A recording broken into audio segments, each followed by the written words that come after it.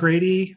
We also have our committee members, Mary Riley, Joel Fitzgerald, and Lisa Thompson is helping us out. Everyone seems to be freezing. So we'd like to begin. If anybody has any, we have a little time for public comment. We do have a few citizens on. If you'd like to comment, you raise your hand and we will allow you to talk. So Mary is helping us out here with the moderation. Do you have anything, Mary?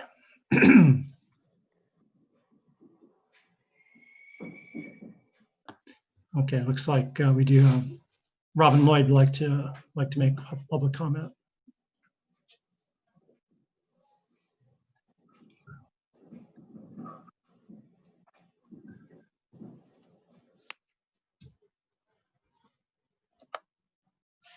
Okay, we're trying to unmute you.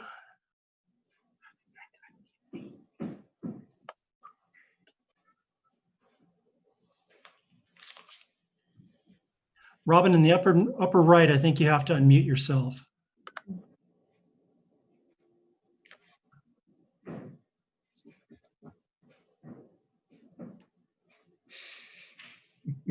Rats. Maybe, can she see up here?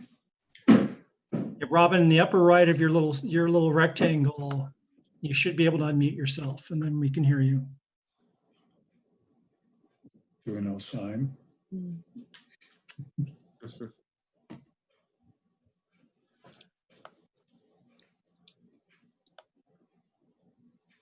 Well, we'll have to make a try a little later. Oh, wait a minute. Oh, Yes. there Yes. she is. We did it. Okay. Excellent. We can hear you. Thank All right. you. Thank you. I'm so interested that the city council voted to deal with the issue of reparations, and I'm just wondering how that will be implemented. I guess I'm asking the mayor or a city councilors. Is Karen Paul on or Joan? Karen's here too. Yes. Oh, okay. I can't see anybody. Yeah, we're only seeing 4 I'm happy pictures. to share thoughts on that, Matt, but I don't know how you want to do that. Yeah, go ahead, Miro. Karen may want to talk to. Go ahead. Why don't you start? Great. Oh, there's Karen. So Robin, it is a really interesting and significant thing that we had almost a unanimous vote. I think there may have been one vote against it on the council, and I certainly strongly supported this.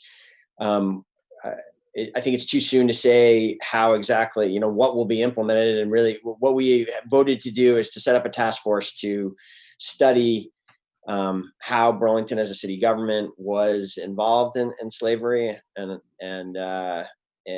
whether, because of our past Burlington actions, some form of apology is necessary, and potentially we're gonna look at the reparations question as well. I think no one really knows exactly where that's going to lead. It's expected to be about a year-long study, and I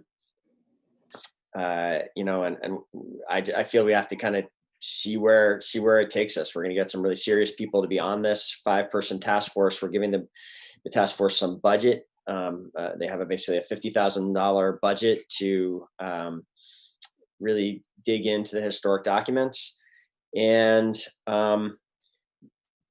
we'll see what happens. I think what is already notable about this is, and really a major reason why I supported it is people may be aware there's been a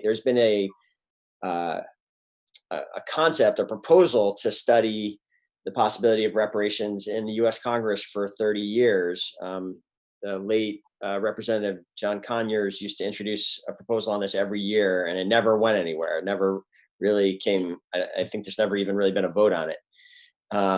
And so I believe Burlington is now just one of 2 governmental jurisdictions in the country, the other being the state of California, that has said, you know what, this is a question, we're never going to get where we need to with racial justice until we really look at this question and look at what more is owed.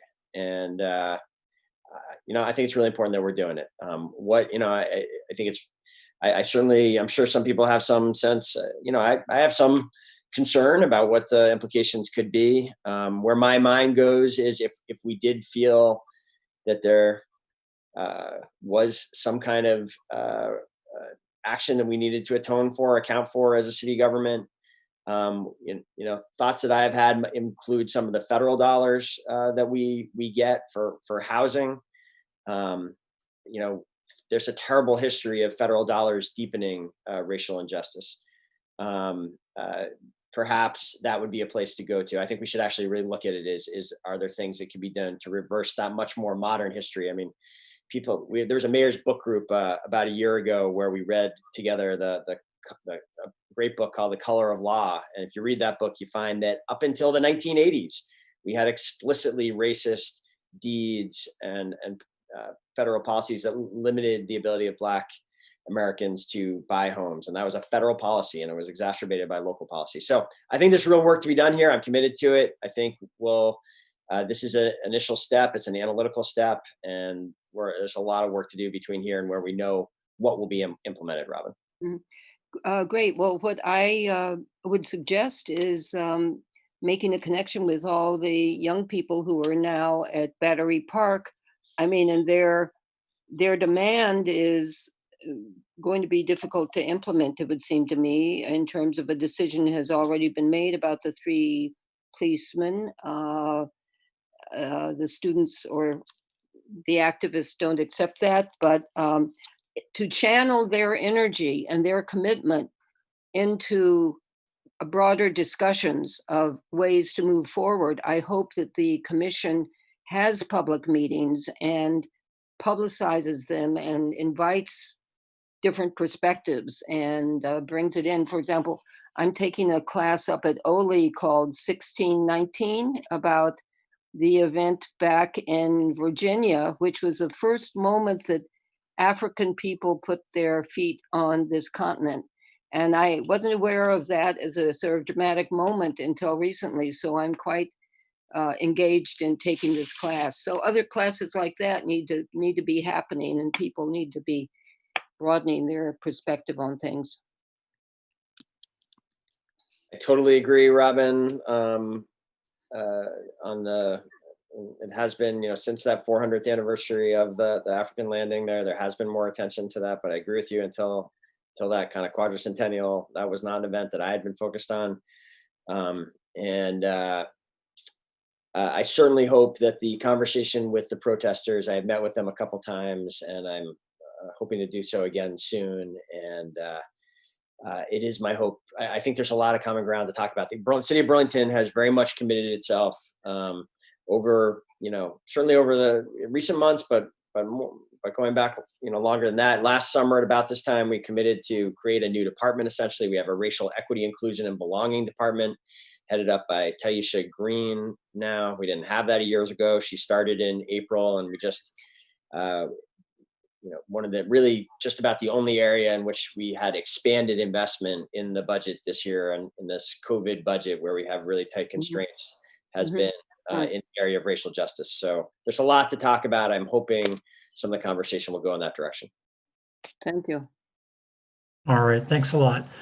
So Miro, I mean, you're the first person we have. We tried to bring in a lot of the people involved with all the educational institutions in the town, and we probably thought that you would like to be part of this discussion tonight too. So definitely wanted to have you. And so you're our first speaker. Please, I know you have a lot of thoughts about that. Please go ahead. All right, great. Let me just start by stepping back a little bit, just speaking slightly more broadly for a moment about the pandemic and kind of the moment we're in, and kind of how the city has been trying to approach the pandemic, going all the way back to March. We actually, even before February ended, we had done a little bit of research. We have this great chief innovation officer, a guy named Brian Lowe. I'm not sure if you've had him at the NPA recently. I asked Brian to look into the 1918 pandemic and how Burlington had done, and if there are any lessons to be learned from that. And he came back the same day with a little bit of information about Burlington, but more about this now famous case study, but he was the first one who showed it to me, that St. Louis and Philadelphia had the same first flu infection in 1918 on the same day.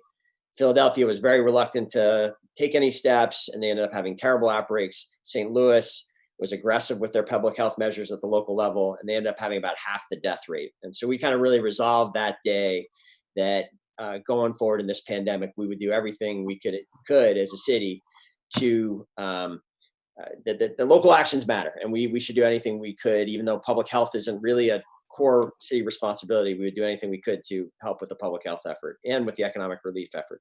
And so out of that ethic, you've seen, we committed to masking 2 weeks before the CDC even approved it really as a strategy. We started fabricating our own masks to get them to essential workers and to get them out. Ultimately, we distributed 25,000 masks that we produced. We started a supportive quarantine program in June that helped with that transition of some students coming back.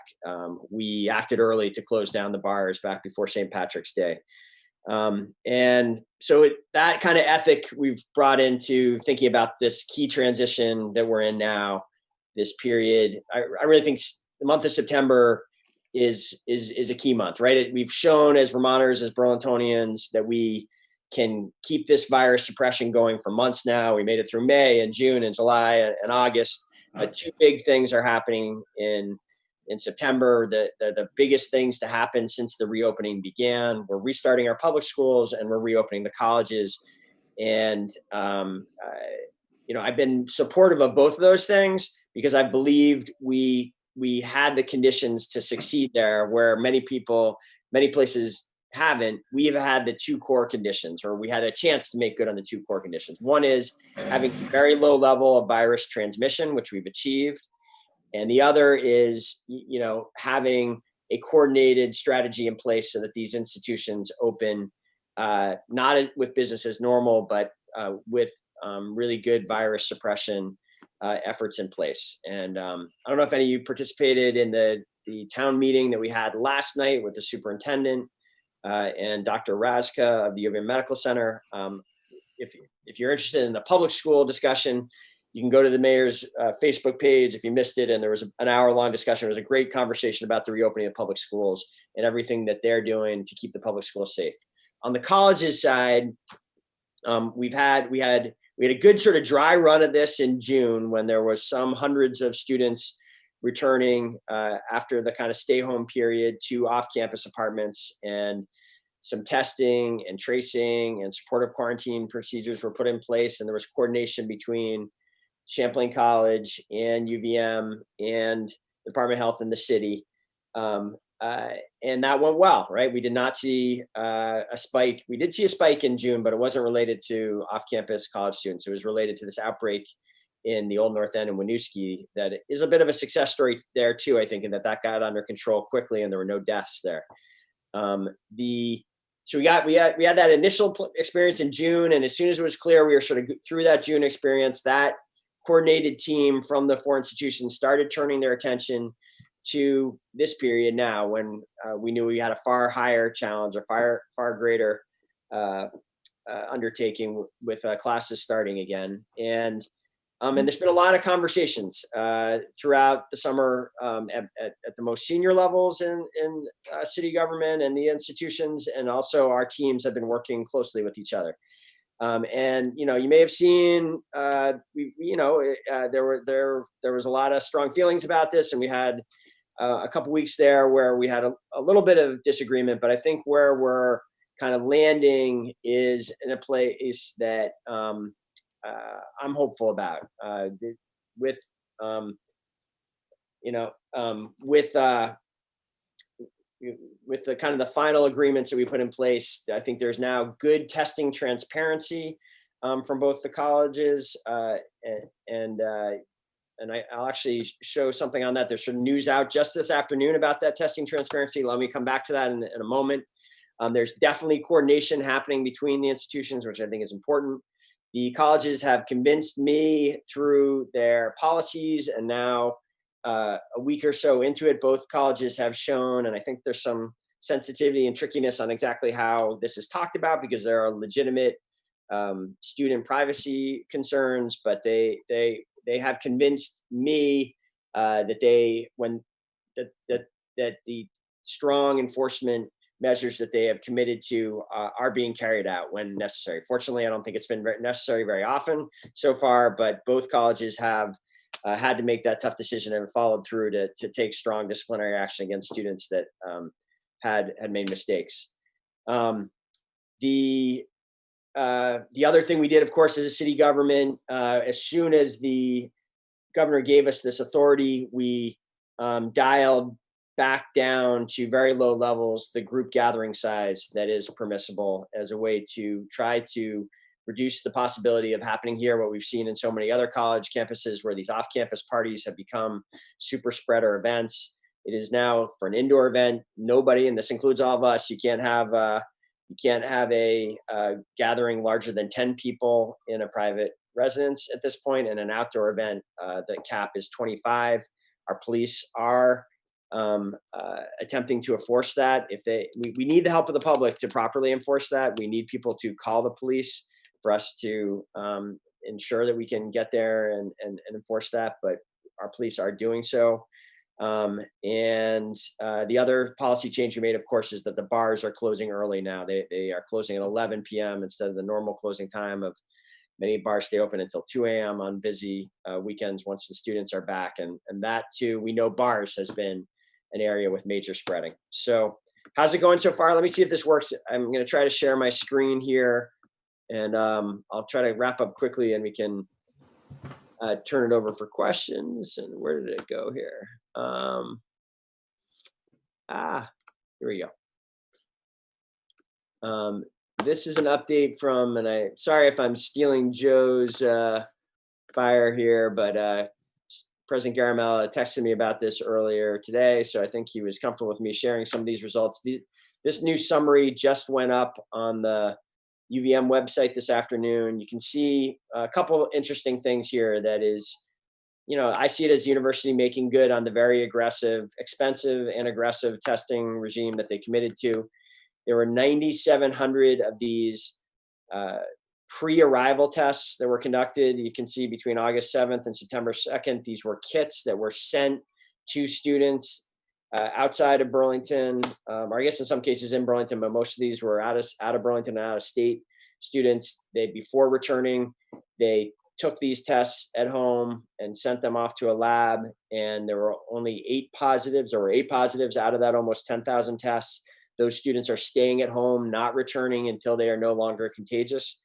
And then the on-campus testing, essentially the day 0 testing, and then the weekly testing has started to be implemented as well from UVM here. And you can see almost 13,000 tests now have been conducted. I believe all of that is in that period. It's possible. I'm not sure.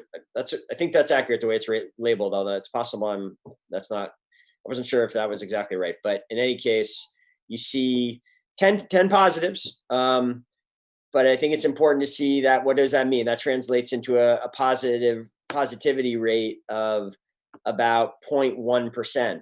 That is actually lower than the general very low statewide average of about 0.4%. And here's another great website I recommend to people for sort of tracking how things are going. What did I just do? Oh no, sorry.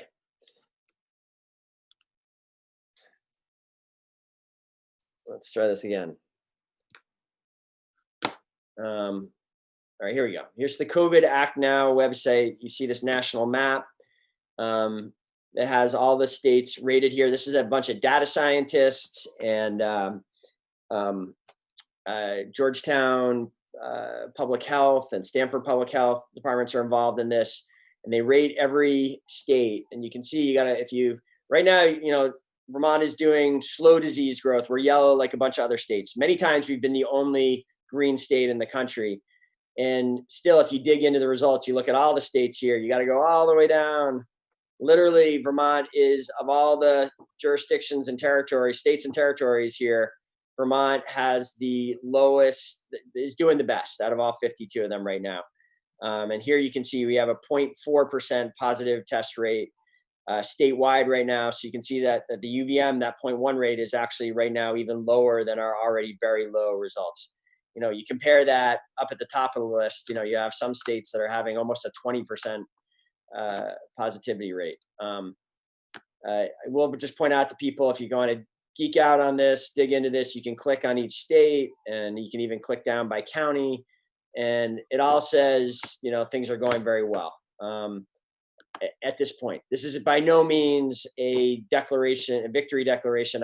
But I like people, I want people to know we're doing well as an encouragement to keep it up. I think we should take some confidence in this and know that all the sacrifice that everyone has been putting in over the last 6 months now is working. It is keeping Vermont very safe. We have not had a death in Chittenden County, I believe, since June. I'm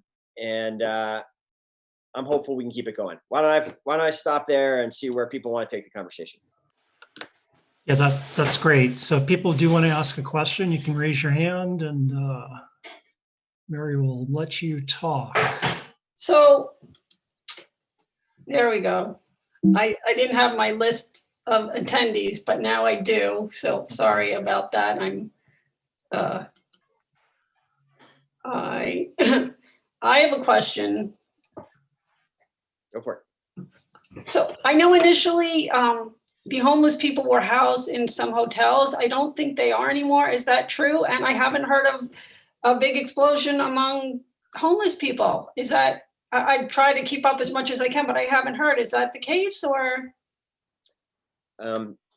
Vermont and the city have taken a number of really aggressive steps to try to protect the homeless population and to ensure that it was an area that we had a real concern you could have a quick spread of the virus through the homeless population. And you're right, to date, there have been very few positives in our homeless population. We are so at one point there were hundreds of people that were being housed in hotels as a result of essentially expanded vouchers, that people that qualified for these homeless vouchers.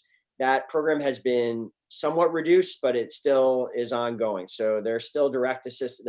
There's still hundreds of people who are getting assistance from the state in an expanded way because of COVID, to have a roof over their heads and to be able to properly isolate.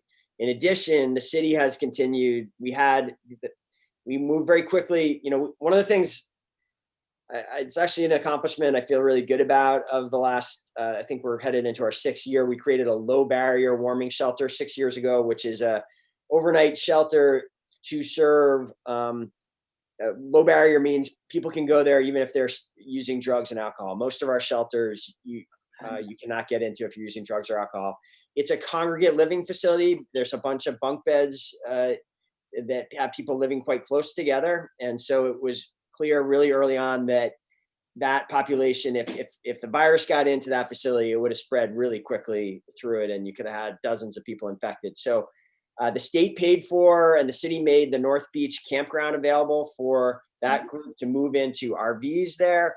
The RVs, the state stopped paying for that in June, but we have continued to work with a nonprofit called A New Place, and we have there are individuals from that group that are camping in tents out at the North Beach campground still. So we continue to help in that way. Long term, we have, and this is a whole nother conversation. We have not figured out how we are having kind of year-round low barrier services, homeless services. And I think that's a problem that we have to solve.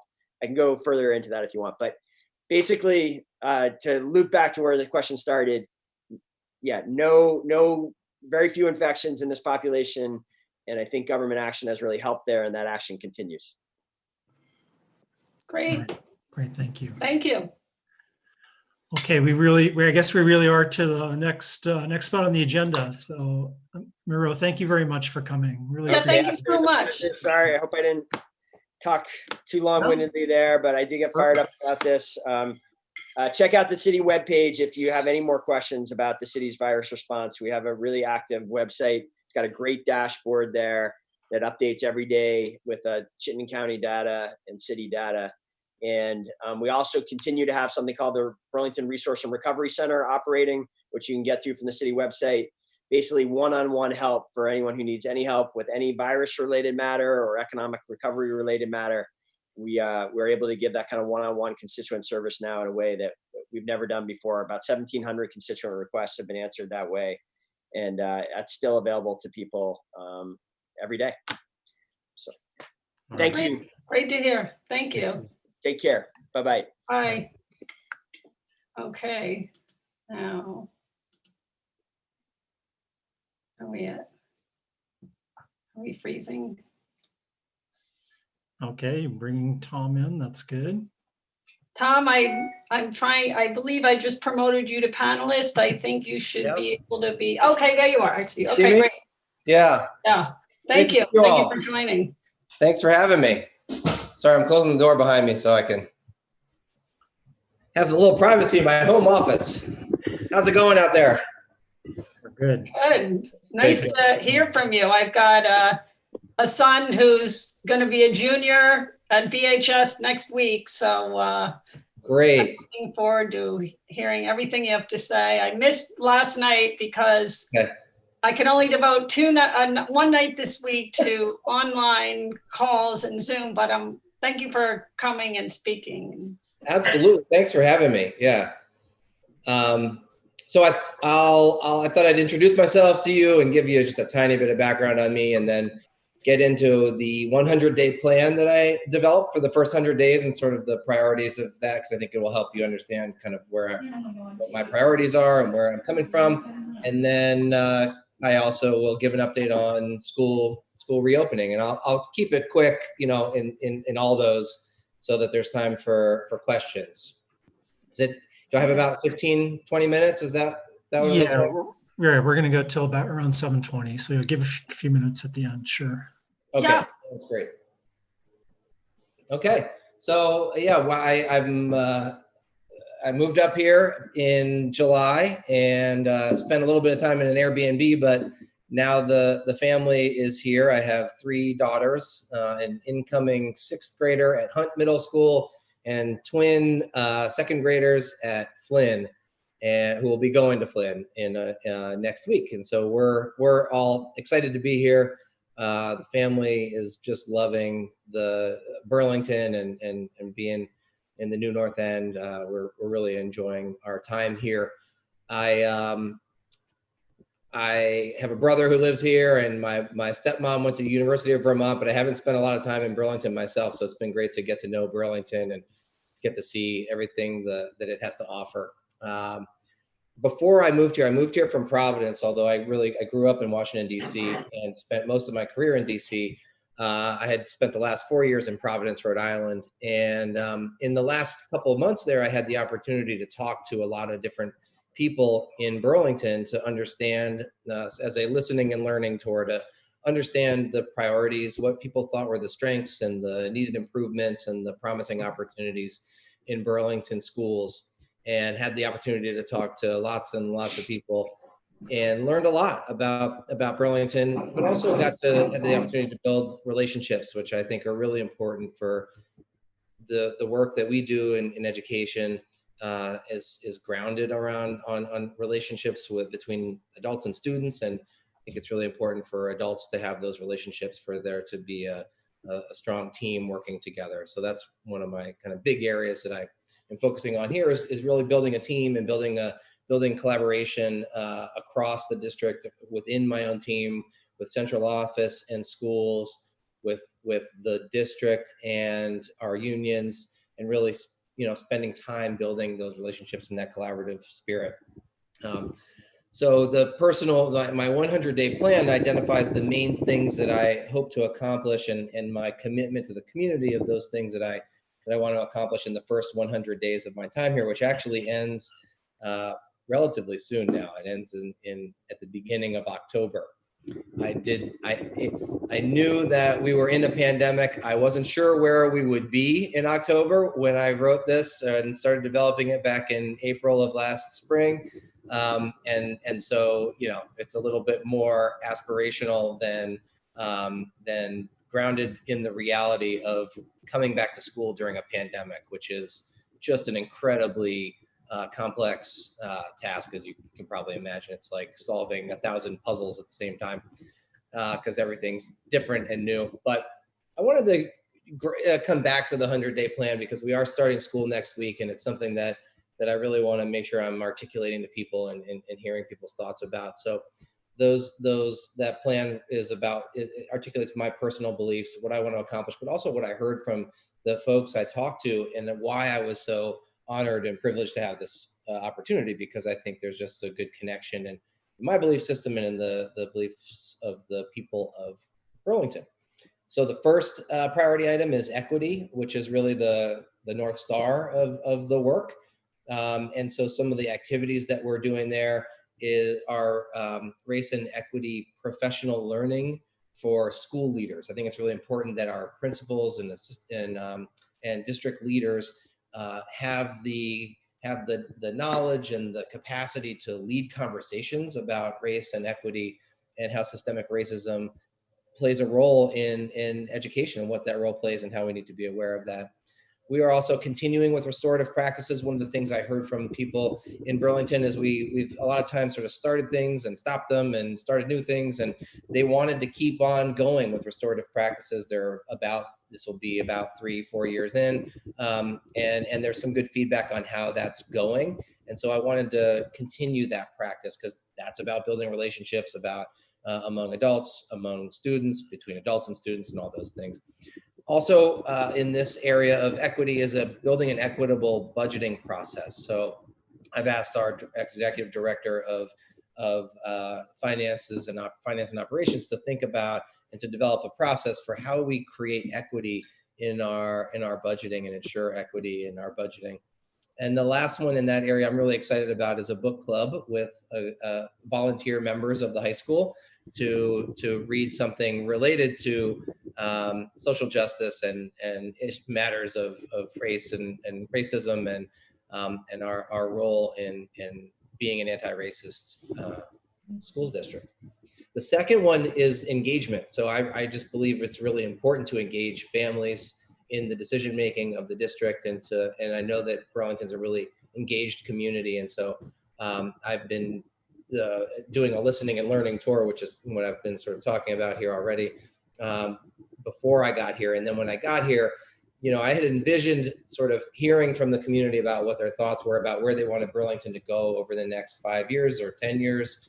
But the town halls that I held ended up being very specific to how are we going to reopen schools during a pandemic, which is great. We had to shift to that. That is the priority and was, so we moved to those. So town halls, been doing some smaller meetings. So I met with all of our families of our English learners out at a tent behind Flynn, and had some wonderful conversations with our families of our students who are learning English.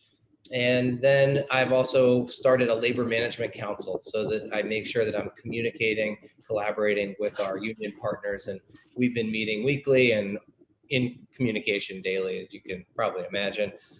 The third priority is deep learning. So I was a teacher for 10 years. I was an assistant principal, a principal, I'm a school-based person. And I believe that the heart of the work is in what happens in the classroom between the teacher and the student and the content, the things that they're doing with the content. And so I believe that all students need to be given the opportunity to collaborate, to think critically, to solve problems. I believe in raising the academic bar for every single student in the district, not lowering it to meet the needs of, to sort of lower our expectations. I think our students will rise to expectations, and I've seen that before. When we give them high expectations, they will meet them. When we lower them, they will also meet them. And so I feel like that's an imperative for us here in Burlington, particularly because there is an opportunity gap that you can see in the test scores and in the discipline rates. It's pretty clear. So the other thing, and so a lot of work around professional development and curriculum, and also in this bucket of priorities is creating a really well-established reopening plan so that we reopen safely. the end of this, after September, after October, early October, I'll do a report on this, and then we'll be spending time doing a strategic plan. So building a new 5-year strategic plan. The current strategic plan ends this year, and so we're gonna reboot. Hopefully, we have some time to come together as a community to do that work together and to build the next 5 years and what that'll look like. But right now, reopening.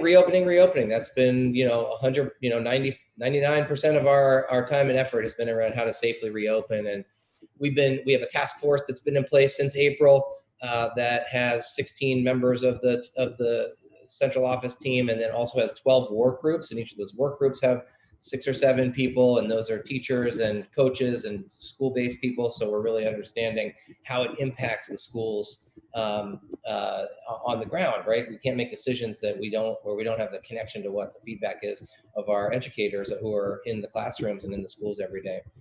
The Agency of Education has given us some guidance that we've been following that is helpful and puts us on our path for how we plan.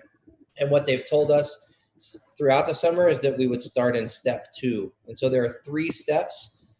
Step 1 is full remote. And that is a decision that would be made if we were to go into full remote between the Agency of Education and the Department of Health. They would work closely to make that decision. But we are currently in step 2. And then step 3 is the step that sort of loosens restrictions a little bit more than step 2. And that step 2 includes health checks, physical distancing, and other health precautions like masking. And so when we learned about the requirements of step 2, that made us have to decide that we would have a hybrid alternating day model, because step 2 at first told us that students had to be, as much as possible, 6 feet apart. On August 11th, they changed that guidance of step 2 to being 3 to 6 feet apart. And so that allowed us to have students who are learning English and students who have IEPs, so students with disabilities who have an individualized education program, to be able to come back 4 days a week so we could provide those services more readily. But the class sizes they're a little more than half across the district. They're about, the highest class size that I've seen is 15, and there are not very many classes the size of 15. The majority are in the 8 to 12 student range. And with 3 daughters going back to school, I feel comfortable with those numbers, particularly because the infection rates in Vermont are so low. I think that we did summer programming over the summer, and there were no infections in summer programming. Those health and safety precautions really worked. And I think that they can work again coming into this school year. So I feel good about that.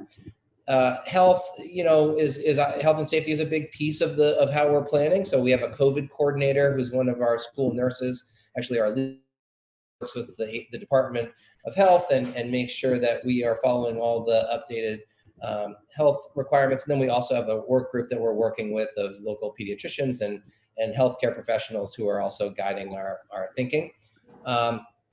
And then lots of work on the facilities, making sure that the ventilation systems they've all been checked to make sure that they're running optimally.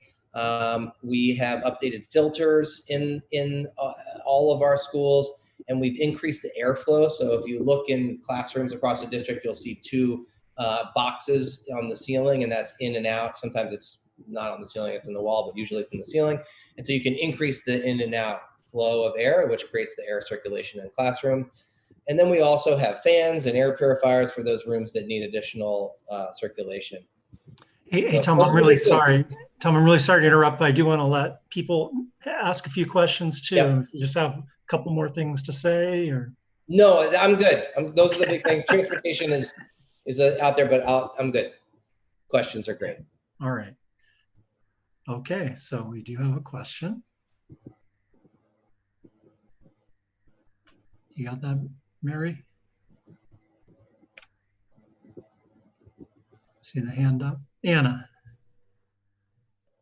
Is it okay? Can I go ahead? Anna, you should be able to talk now. Okay, thanks, Mary. welcome to Burlington, Tom. I'm Anna Grady. I'm the chair of the board of King Street Center in Burlington, a local nonprofit, which is a strong presence in the community. And I know you have connected with them, but I just want to encourage you to tap their expertise and their experience, because they've been open all summer serving local kids in the community, especially the New American community, and have some experience to offer. So, this is a challenging time for everybody. I just encourage you to lean on community members that have been trying to navigate through all this already for the last few months. Thank you, Anna. I appreciate that. It's nice to meet you. Nice to meet you too, and welcome again. Thank you. Okay, other questions?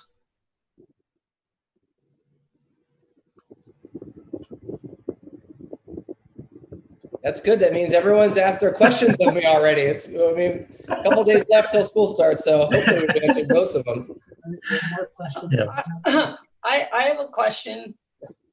Yes, Mary. So with the reopening, this pertains to the high school, and sorry, selfishly, I'm just curious. So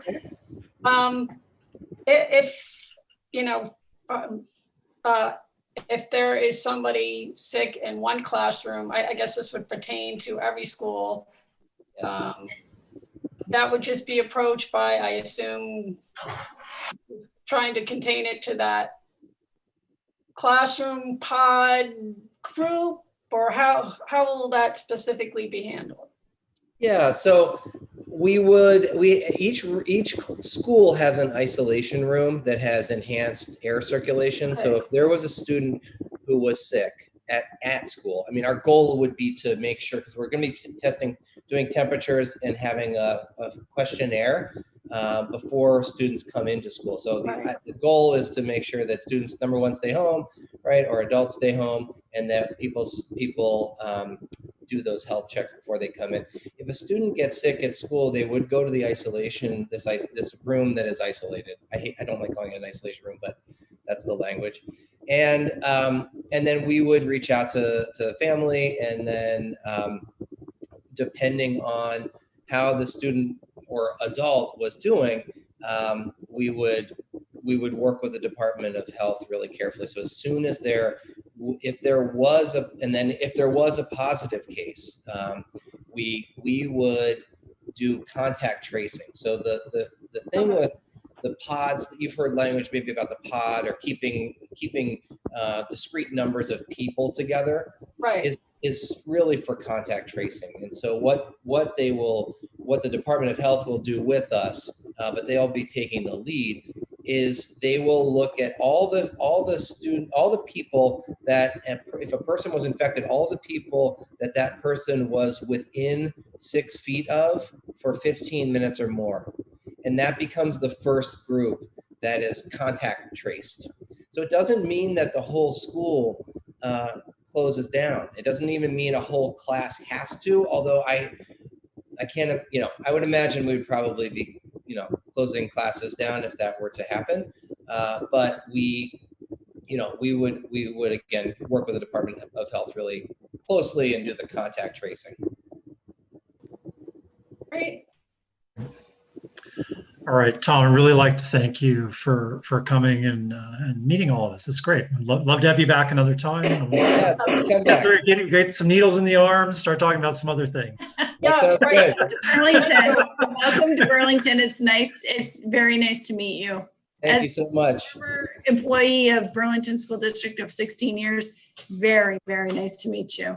That's great. Great. Nice to meet you too. Thank you. Thank you. Yeah, we hope you'll enjoy Burlington as well. Absolutely. It's a great city, and we're thrilled to have you. So Yeah, we're really loving it. So thank you. And I'm happy to come back anytime. okay, great. And I love the fact that you're living in the district. Yeah. Yes. I wouldn't want to be any other place. Yeah, we love that. All right. Thanks a lot. Good to see you all. Bye. Thank you. Bye. Okay, next we have a large representation from Champlain College, including our new president, which we're very excited to have. And Sandy, I see you're here. Yes. And we need to, we also need to bring in Dr. Akande, yes. Yeah, Good. and Carrie Sleeper as well.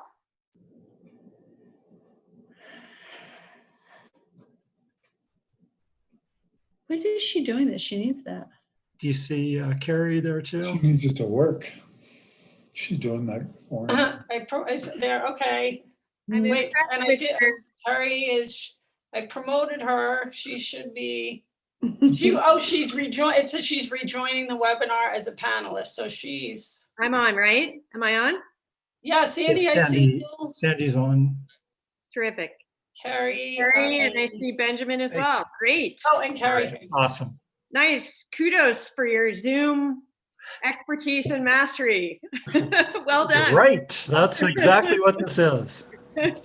Well, I really want to thank you for having us tonight. And to start us off, I'm pleased to give you all the chance to meet and hear from Champlain's new president. So I'd like to introduce you all to the 9th president of Champlain College, Dr. Benjamin Ola Akande. Dr. Akande is a Nigerian-born American, an economist, and former vice chancellor at Washington University in St. Louis.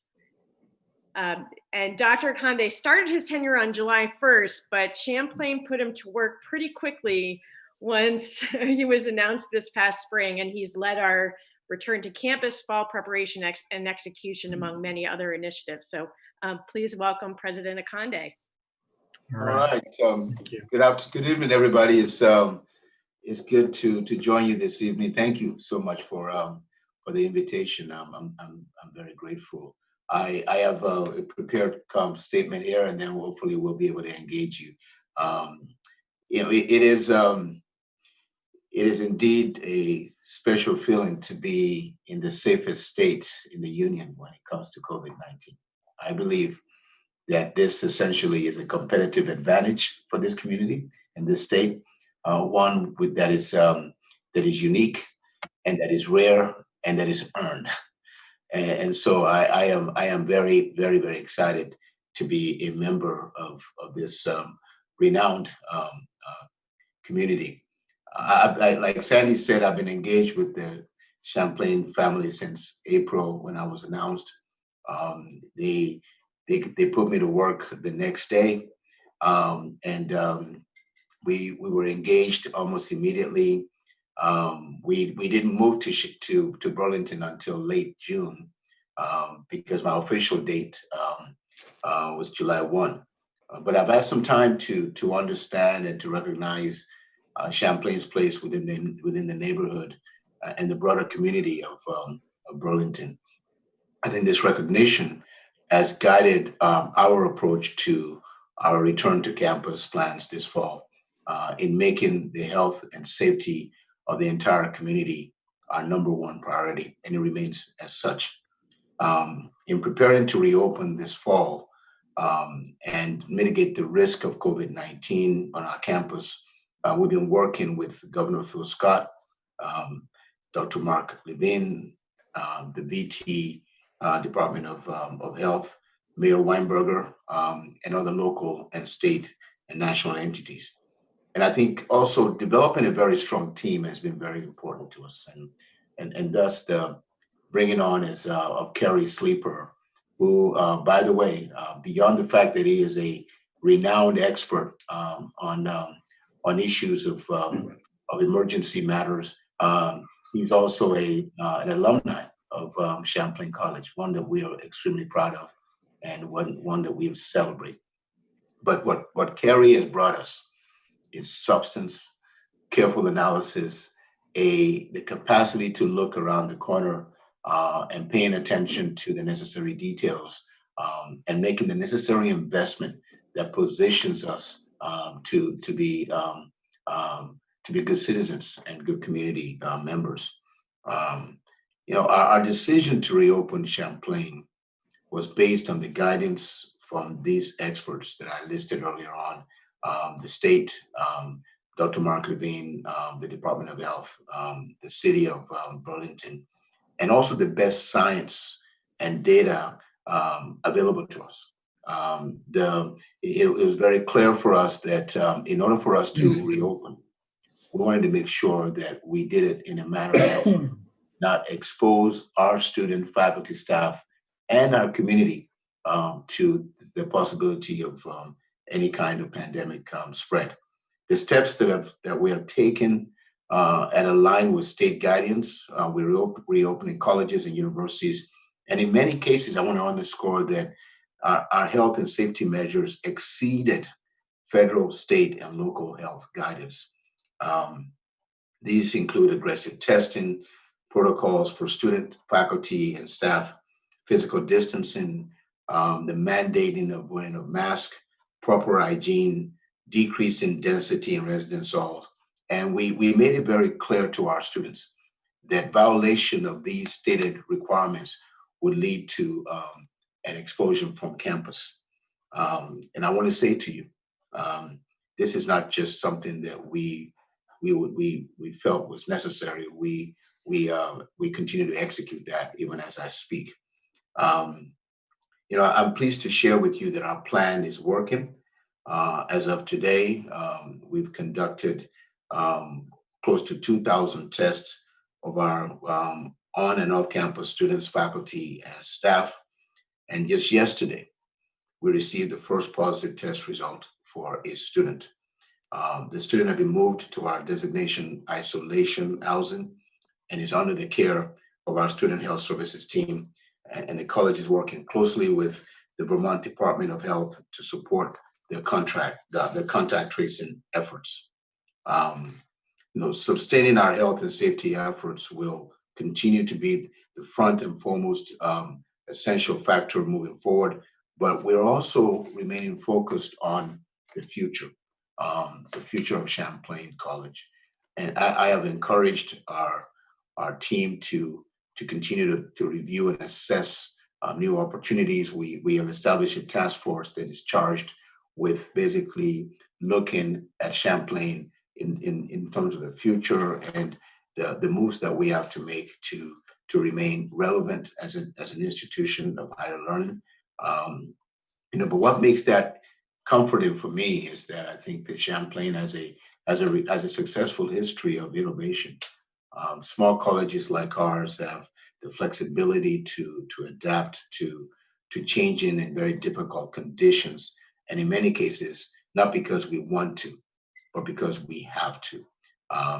And I think what this means for us is that this is a moment of reflection for the college to seek ways to ensure our relevance and to create an exciting future for our students, and also finding ways that will benefit the community that supports us.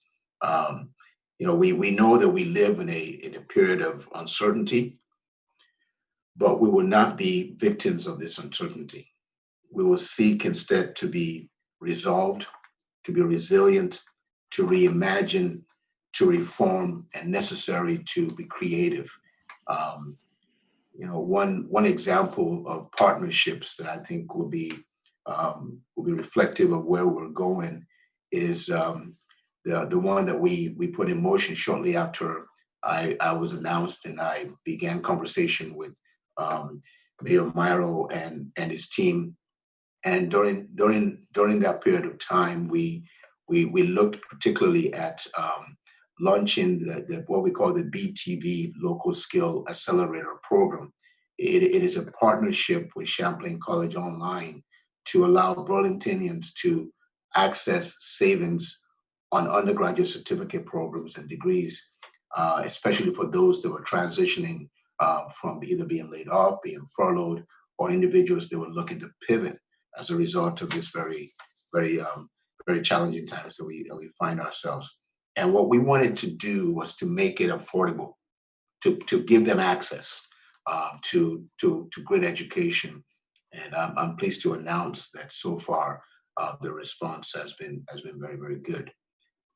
We look forward to sharing more initiatives that we are engaged with that we believe will benefit this community.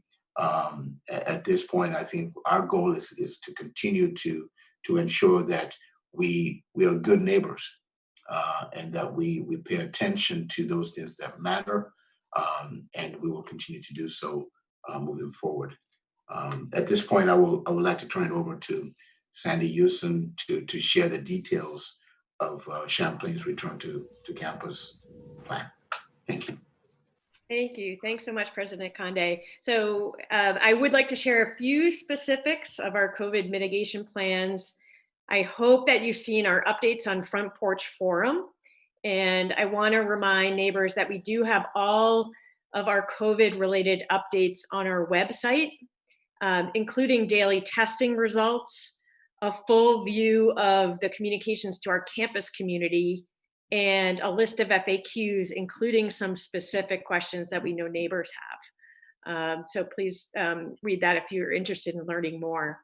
We also have listed all of our health and safety protocols on our website, many of which President Akande mentioned. I'll highlight a few here. We have modified our fall 2020 academic calendar. So over the past few weeks, our students moved to campus on a staggered schedule, and classes began this past Monday. Classes then run until the week of Thanksgiving, and we will not be having that mid-semester break as we usually do. And then after Thanksgiving break, our students will not return to campus. All courses will move to remote instruction for the remainder of the semester. We have reduced the number of students that we brought back to campus this fall in order to de-densify our campus, and we've given priority to new incoming and transfer students. When students arrive to campus, they've been tested and then given a second test 7 days later. And then Vermont residents who were in the state over the summer, or those traveling from a non-quarantine county, they have just undergone the 7-day test. So as President Akande mentioned, we have tested nearly 2,000, we've done nearly 2,000 tests with 1 positive thus far. So in addition to the state mandated testing, we are conducting weekly mandatory testing of our students throughout the semester. And we're also doing mandatory testing of faculty, staff, and other on-campus employees that are routinely working on campus. If you want to view our testing, we have launched a public-facing dashboard on our website. We update that daily, and you can access that from our homepage or at champlain.edu/COVID testing. So a big part of our efforts this fall are around education and enforcement. So as Dr. Akande mentioned, all of our students, faculty, and staff signed a community health pledge, and they need to abide by that or face disciplinary action, including potential removal from campus. We've also incorporated COVID health and safety training into our orientation program for incoming students, and really emphasized our shared responsibility for the health and safety of our entire community, including our surrounding neighbors. And we also have a really engaging education campaign in progress now called Let Us Care, which is a play on our motto, Let Us Dare, that is running across our social media channels. So follow us if you'd like to learn more. I know I've had questions from some neighbors about who do they call if they see or experience issues. And so for real-time responses, especially after hours, we do recommend contacting the Burlington Police Department. And if it's a Champlain student, we want to make sure we know about it as well. So if you witness a Champlain College student behaving in a manner that puts themselves or others at risk, we do have a campus public safety team that's available 24/7. That number is on our website. And please also email me at community@champlain.edu or susen@champlain.edu, and I can address the issues as well. And we've also got a form on our website for neighbors to be able to submit concerns anonymously. And that was a request that we had from neighbors. That's at champlain.edu/community concerns. And what we just like to say is the more information you can provide, the more effectively that we can take action. And I'm always available to answer any questions that you have. So over the course of the semester, we're going to be watching all metrics on campus in partnership with the city of Burlington and the state of Vermont, and are ready to adjust our plans if that's needed. And then just a final reminder that Champlain's campus, including our eating areas, the fitness center, our library, is closed to outside guests, and our in-person Champlain College sponsored events have been canceled. But keep an eye out for Front Porch Forum for some that might occur virtually. So that's just a brief update, but I'm happy to answer any questions that you have. And Carrie and Benjamin and I are here if you have them. I see we do have a question. Just one moment. Robin? Hi, Robin. Okay, can you hear me? Yes. Yes, oh, good. All right, I live right next door to Champlain College, the Yes. red house there next to the driveway to Edmond School.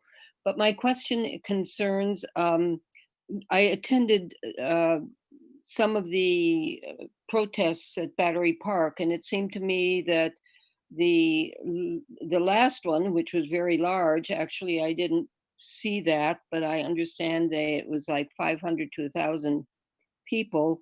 And many of them are students, maybe UVM, but I assume Champlain College also. They did seem to have their masks on, but they were not social distancing. I'm just wondering how you deal with this fact that the students are, moved to be part of a movement. And this is happening in Burlington. And yet it's very hard to maintain social distancing in a situation like that. I'm just wondering how you have dealt with those students that have been involved in that way. Mm-hmm. So I can start, and then Carrie, if you want to jump in, please feel free. So we do want to make sure that our students have the opportunities to share their voice. I think that these are important issues, and we like to see that they're involved in these conversations. I'm glad that you pointed out that they're wearing masks. I know our educational campaign and our staff monitoring is designed to help them make choices that protect their own health and the health and safety of others. So we will continue to push that and keep an eye out. And when we know that there are Champlain students that are not adhering to those measures, we will take action.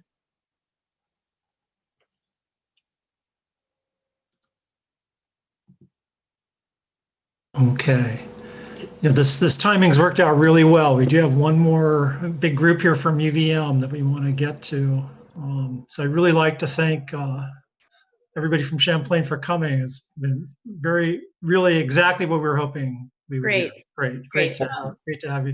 Nice to meet you. Dr. Akande, thank you for coming to Burlington. Really Thank you very much. Yes. Thank you. Thank you for coming. Thank you sincerely. Thank you. Listening to everything you have to say about Champlain and your plan. And I said this before early on in the meeting, but there are also a lot of displaced college students who are home in Burlington because your college is online, including my daughter. And I have to say, those kids that I know from Burlington could not be more responsible, more respectful. They're wearing their masks. One of them is a UVM student, one's a Champlain student.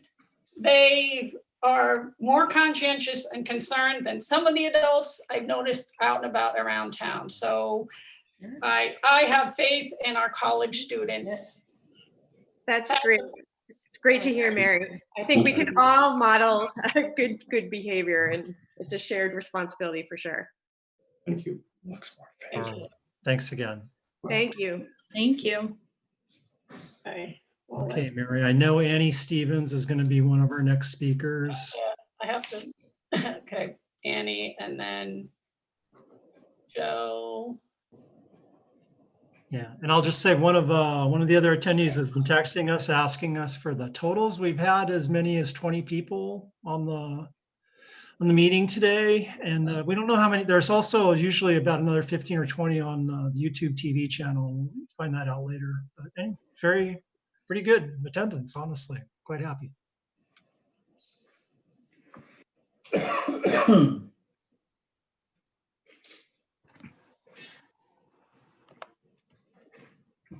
So I believe everybody, Lisa, I believe I have you promoted to panelist, but I can't see where you are now.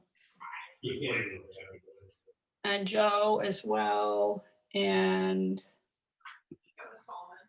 Annie. Quite happy.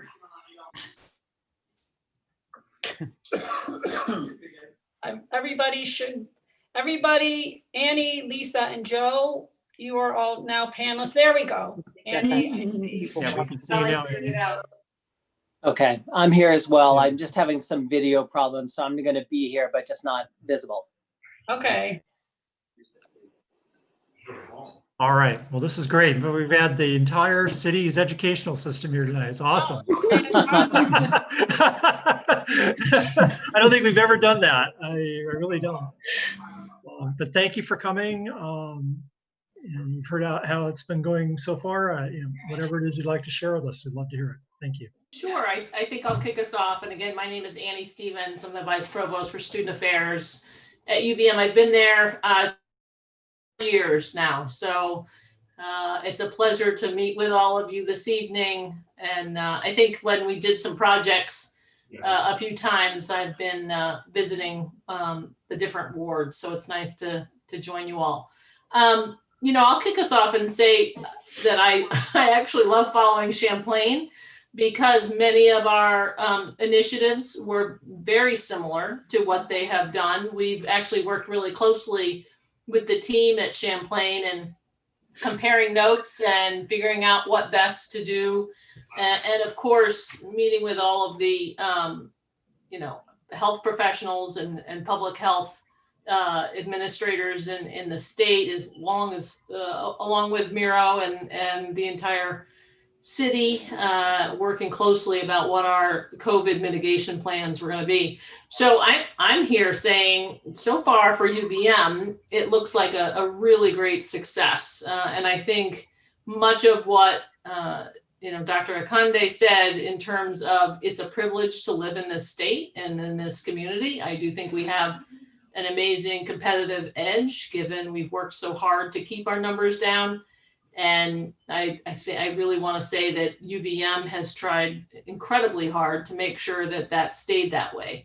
A couple of the highlights that might be different from Champlain, we actually required that our students, before they even entered Vermont, that they get tested, every single one of them. So we did a pre-arrival test, and we're still doing it. Actually, students are still arriving, a few here and there, and we're seeing some great results. And if the results come back positive, then they've got to stay home until they get past their, illness and through their quarantine process. So I think that has helped in a lot of ways to just even prevent someone from coming into our community. And then, of course, much like what Champlain said, we've done many of the same mitigation processes in terms of the testing on day 0. So that's day 0 in terms of arrival. So we staggered our arrival the week of the 24th. We did have what I'll call a isolation and quarantine period before that. So any student who felt like they couldn't quarantine appropriately, we opened our residence halls for free and set up a quarantine process for them. And they were terrific. They stayed in isolation that entire week, and meals were brought to them and underwent testing while they were here. And then once we started to have students move in and have quarantined either at home or somewhere else in Vermont, following the state regulations, we had them move into our halls. They would move in and get tested. And since then, we've really had positive results, and I believe the mayor already kind of, took my thunder a little bit of talking about that. We publicize our tests weekly, but the Vermont Department of Health also includes our tests on a daily basis. And we've done everything else in terms of de-densifying our residence halls, requiring masks, social distancing, de-densified our dining areas. We've put in an optional at-home experience that about 1,300 students chose to stay at home and take their courses remotely this fall. So I feel like all of that is now paying off. If you want a couple of highlights of the testing that just came in today, I don't know, the mayor might have gotten specific about this, but just this week, if you want to just look at this week alone, we've had 10 positive tests out of 11,000. And that includes both on campus and off campus. And the on-campus students go into isolation in our residence halls that we have designated as isolation and quarantine. Our student health services staff, it's like running a mini or maybe a major infirmary in some ways. They're checking on them daily. They're bringing them whatever they need and making sure that their symptoms don't get worse. We've had the early testing numbers. So anybody, all of the pre-arrival tests, we've had about 10,000 of those, and 8 have been required to stay home because they were positive. If you combine both our pre-arrival and what we've done so far in terms of testing, by the end of the day tomorrow, we will have done 30,000 tests of our students.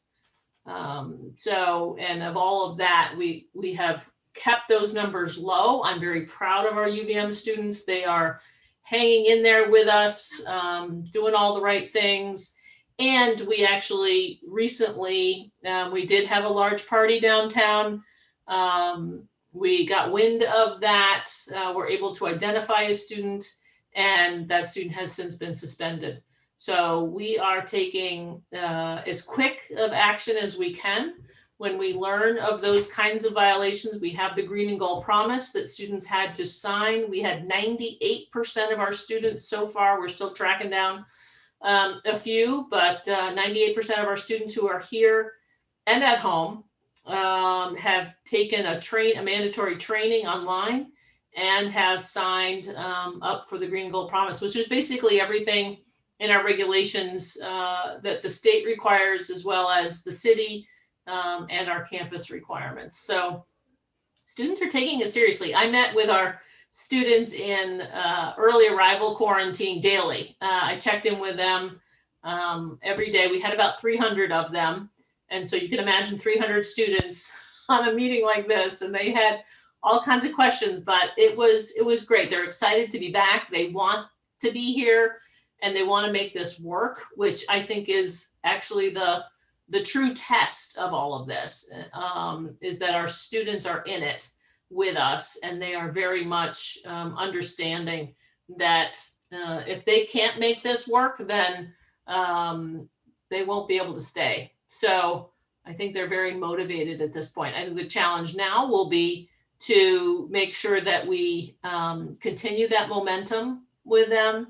We're going to be continuing our weekly testing, and we're setting up an ambassadors program that our Student Government Association will be running that will be educational in nature, both off campus as well as on campus. So they're excited to reach out to their peers, make sure they are remembering to be masked and social distanced, and just send really good positive messages to them about how important it is for them to do that. And we did a social media campaign, very similar, cats wear masks. You might see some lawn signs around that are here, but we also have a great social media campaign on Twitter and Instagram for students. I would say the same thing in terms of if there are ever concerns, we've got two ways our community members, our neighbors can help us out. One is they're both website forms. Certainly if there's something ongoing that's happening in the neighborhood, Sandy was right. It's like BPD is the best resource for that. We are working with them closely.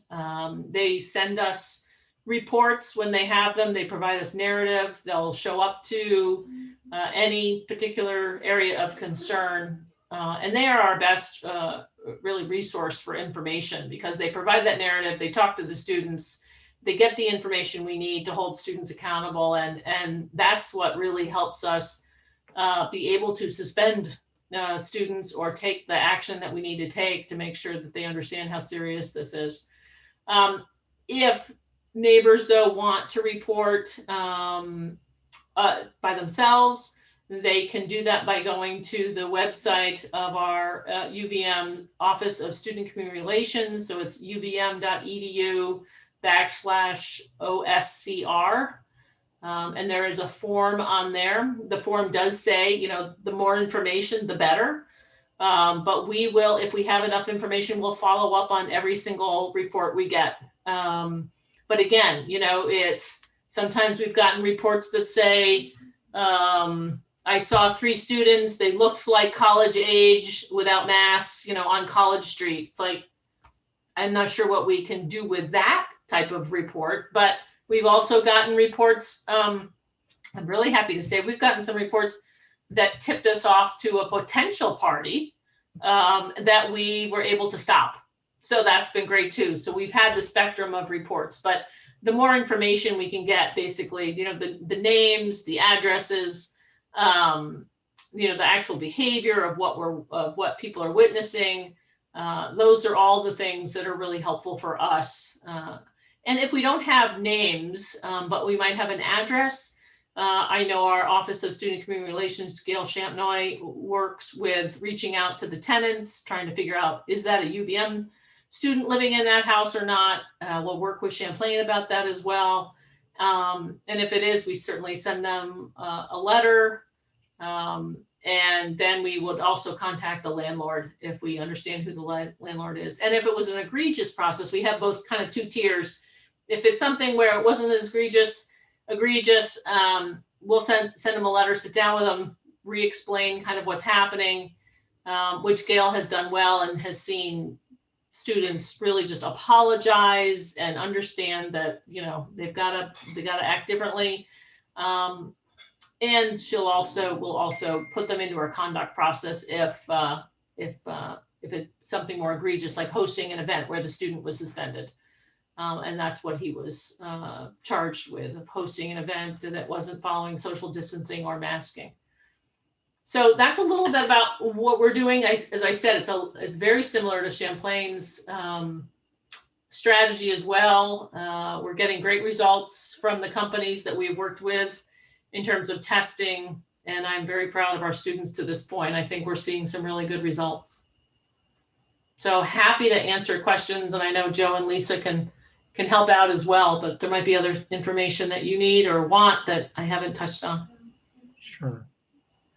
Maybe let me ask a question. This may be something that you probably don't have time to think about things like this, but I wonder if you have any thoughts about like some of the other large universities in the country, like Notre Dame, North Carolina, Alabama. I mean, they just have had such a rough start. What do you think is happening differently here? I mean, even within a week, Yeah, there's a couple of things that are very different from what I'm seeing at other places. Well, first, some of those places are in hotspots themselves, right? They're in locations that they're drawing students that already probably have been exposed in some way.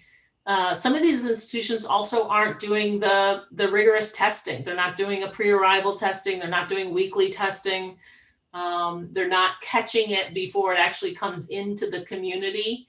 And I think that's probably the biggest barrier. These are huge institutions too. We think of UVM as big because we're big comparatively, but with a population on any given day of 13,000 in a normal non-pandemic, You know, we're talking about institutions that are up near 30,000 students. So I think that's a pretty difficult community to hold. And I think UVM has a much tighter grasp on who's coming into our community, following guidelines.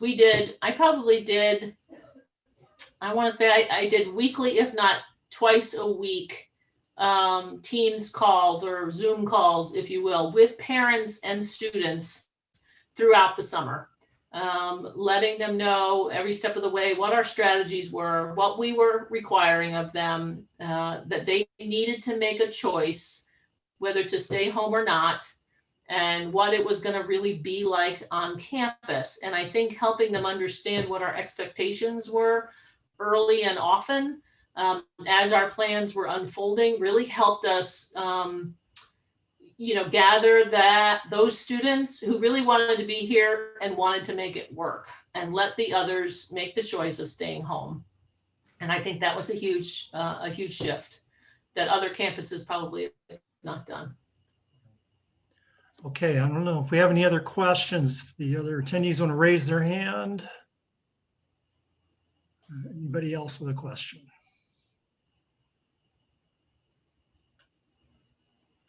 Oh, we have another question. Oh, there you go, Anna. Gotta unmute yourself. There you go. Yeah.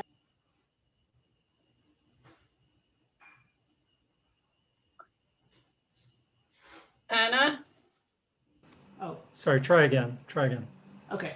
Hi, Annie. Thank you very much, and thanks to UVM for all of your good work. I am asking probably a premature question of any college or university at this point, but I know you have plans through this semester, Thanksgiving, but I'm wondering about next semester in January. And of course, we'll have to figure out what's happening at that time since things are changing every minute. But is there a chance that if things go well for this first semester that you'll open 100% for students in the January semester? And do you think our students must be asking that question as well? So what are you telling students? Yeah, I think that's the $1 million question, right? That's on the table. And I just today told my staff, they started to say, we've got to start planning for spring. And I was like, oh my God, I need a day, to rest and to turn around and look towards spring. But we are. That is totally, and you said it already, it's totally going to be dependent upon really what's happening with the virus, and what our medical professionals are advising. We've taken every step, hand in hand with Dr. Levine and the governor's office and the city, to manage and navigate this. So it depends on when we get there. Now, that doesn't go without saying that we'll put plans in place for if everything is the same. Let's say everything's the same right now as it is currently. What would the spring semester look like? And we'll start planning this fall for that. And if things are worse, then we'll start to really think about, should everybody stay home for spring semester? If things are better, how do we open up the campus a little bit more?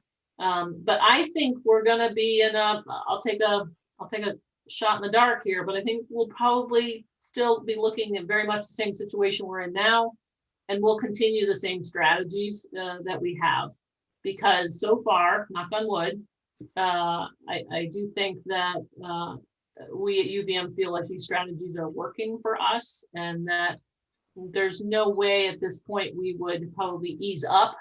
If anything, when we combine the regular flu with the COVID flu virus, then things could get even dicier. And more than likely, we will want to really think about that really hard, in terms of continuing to offer the at-home option, or all the strategies that we just said, inviting them back, but with a pre-arrival test. So many of the same things, I would say, if I had to guess right now. Great, thank you so much. Yep, you bet. Okay, we're at the top of the hour. I think just like to thank you again for coming. It's really, really excellent. We're very appreciative. Thank you for coming. Yes, thank you so much. Thank you Thank you all. for having us. Thank you. Thank you very much. Pleasure to be Thank here. you all. Okay, everybody wants to hang out, we can hang out or. I think we got this room another 15 minutes and then. I think I'm good. I've been staring. All right, yeah, why don't you go take a little break? You probably could use a little rest from this. We just really want to know, will UVM be having hockey this year? That's the next question. Oh, I would hope so, but I'm not a betting woman, so I'm not gonna bet on that, you know, but it's tough for athletics, given how the virus travels. Yeah. So it's rough. Yeah. We'll see. All right, thanks again. All right. Thank you all. Thank you. Thanks, everyone. Thanks so much. Bye. Bye. Bye.